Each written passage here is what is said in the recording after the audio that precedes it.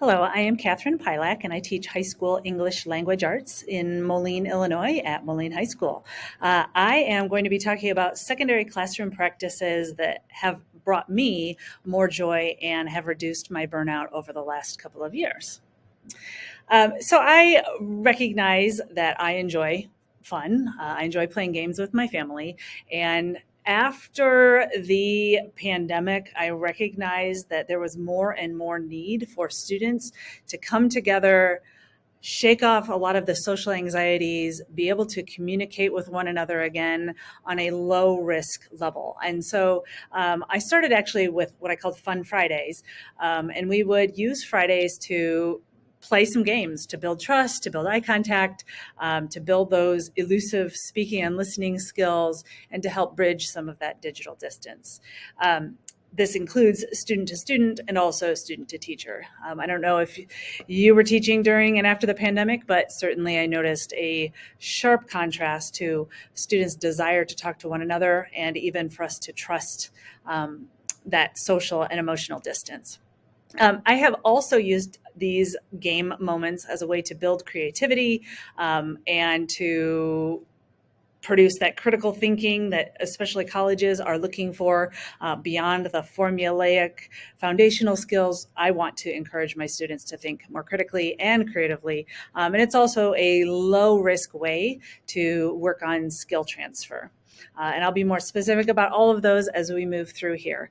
Lastly, the reason I switched from Fun Friday to Fun Day Monday is I needed a way for me to get excited about coming to school on Monday morning. And I thought the same was probably true of my teenagers. And so we switched it to Fun Day Monday. It's a nice, easy warm-up way to begin the week. So I'll talk a little bit more about what I do. I have lots of different games that I have purchased as well as invented, and then I have modified. One of the first ways that I used games in the classroom was for debate and argument units with my comp dual credit composition courses. I saw a need for just more critical thinking, as well as a need for students to de-stress a bit. These are the students that are in all the higher level classes, and they want to do everything correctly. And we were just struggling a lot with almost being too rigid with ourselves and each other. So I brought in, at first, the game Super Fight.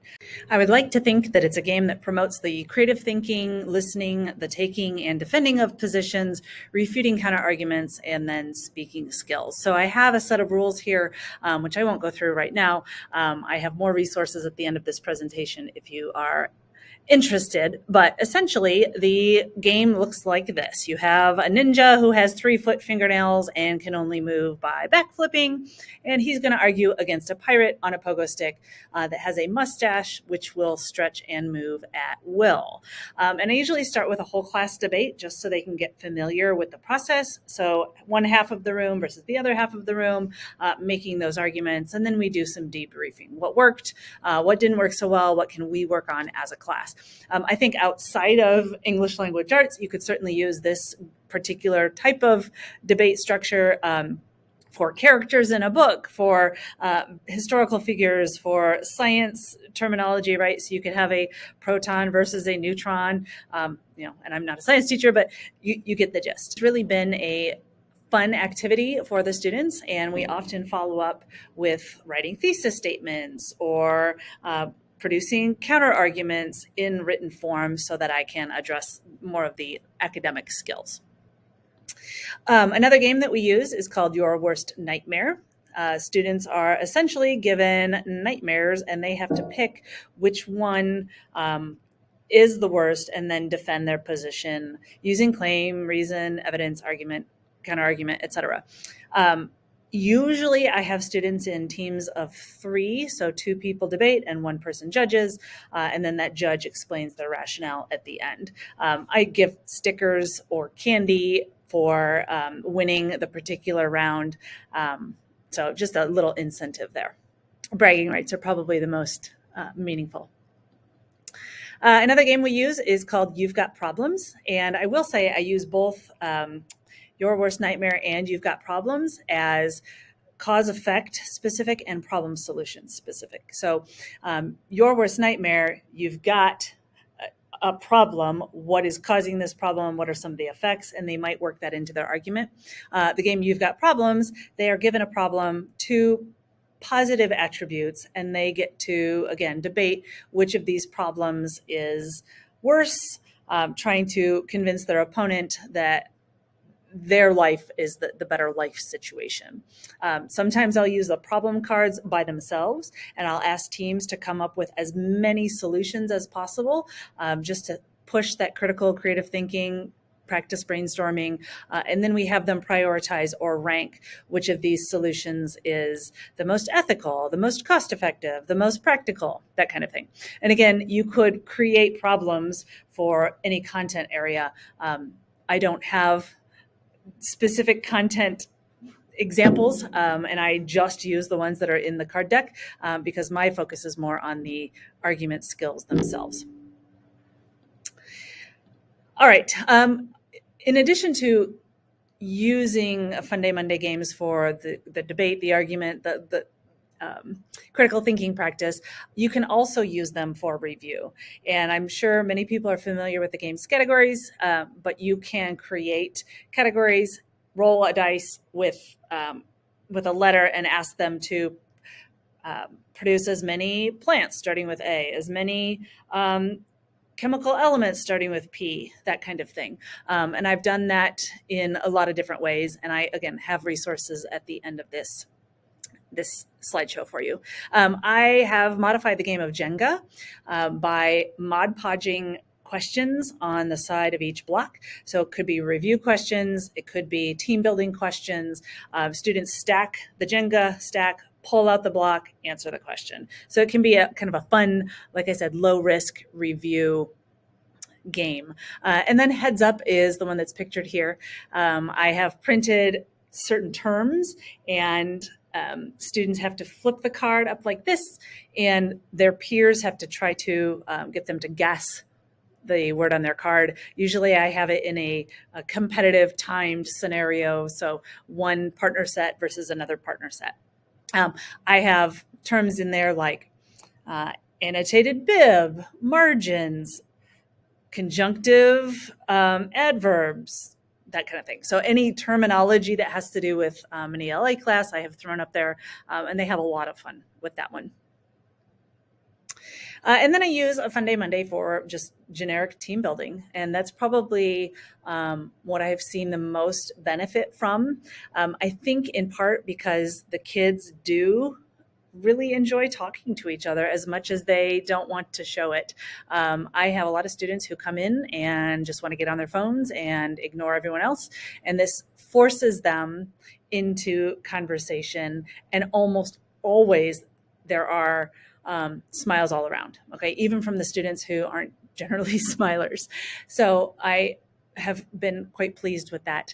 I have students who I typically wouldn't engage in conversation with as intentionally, if that makes sense. And this produces a fun way for me to interact with them on a level that's not academic, on a level that's not disciplinary.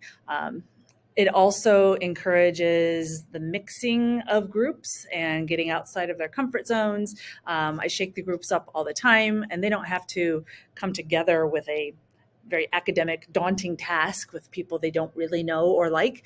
They can play Jenga, and it feels a lot more low risk. A couple other games I mentioned here.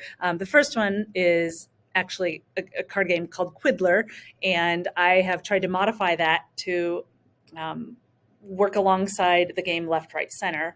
And again, directions for that at the end of this presentation. I also use the game Rhyme Out and Splurt, and those are just fun team building, usually funny games that can be done in 3 to 5 minutes. Sometimes I will have my bell or my clock watcher set a timer for 5 minutes, and we see what we can do in those 5 minutes, and then we move on with our content. But after those 5 minutes, people are smiling, people have let down their guard, and I'm in a much better mood. And I guess I want to go back to this slide on why games.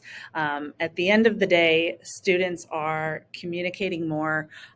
They have more familiarity and vulnerability with one another if they have been playing these kinds of games. It's been a nice way to watch them build relationships with each other, but also with me, right? So I'm wandering around and I'm playing sometimes with them. We're all laughing together. It does build creativity. It forces the critical thinking, especially those argumentative debate style games. It more than anything helps us laugh, and I think a lot of times our world gets so serious, and our students are expected to do so much, and it's just a fun way to let down our guard and be human.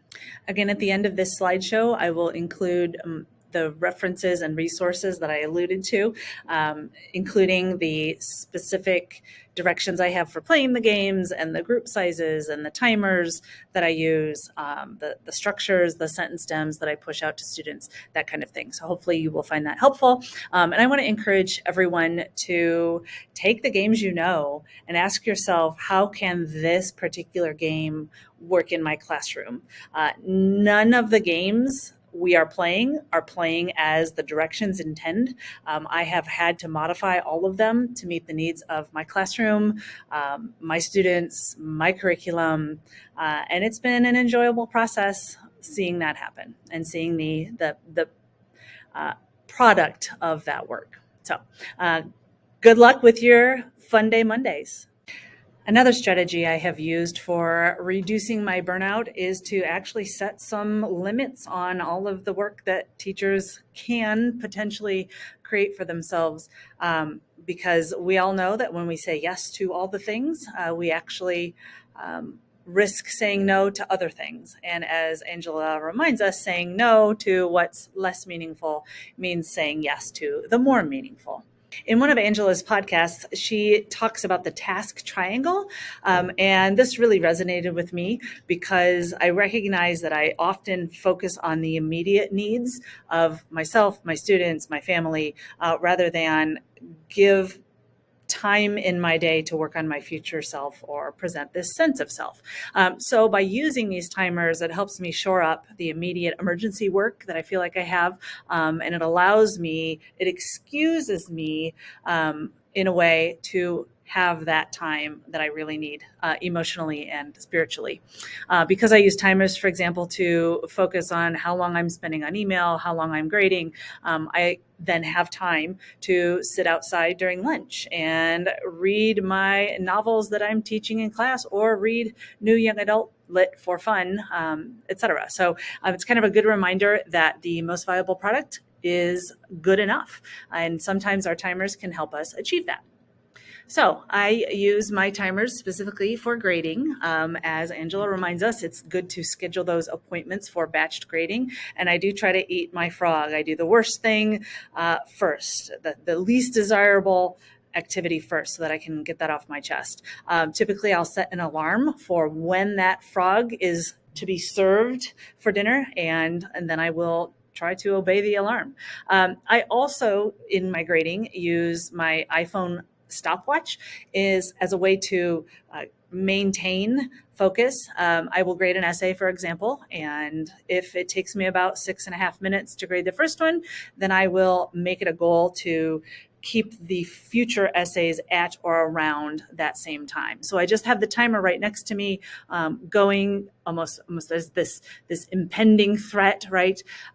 Which sounds horrible, but it does help me stay focused. And I try to beat my record while still giving students clearly the feedback they deserve.